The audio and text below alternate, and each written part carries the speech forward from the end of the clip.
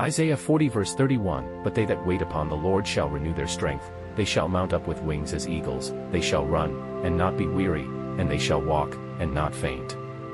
Psalm 34 verses 17 to 18, The righteous cry, and the Lord heareth, and delivereth them out of all their troubles.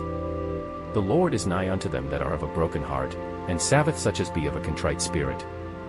Philippians 4 verse 13, I can do all things through Christ which strengtheneth me. Psalm 46 verses 1 to 2, God is our refuge and strength, a very present help in trouble. Therefore will not we fear, though the earth be removed, and though the mountains be carried into the midst of the sea. 2 Corinthians 12 verse 9, And he said unto me, My grace is sufficient for thee, for my strength is made perfect in weakness. Most gladly therefore will I rather glory in my infirmities, that the power of Christ may rest upon me. Matthew 11 verses 28 to 29, Come unto me, all ye that labor and are heavy laden, and I will give you rest. Take my yoke upon you, and learn of me, for I am meek and lowly in heart, and ye shall find rest unto your souls. Psalm 23 verse 4, Yea, though I walk through the valley of the shadow of death, I will fear no evil, for thou art with me, thy rod and thy staff they comfort me.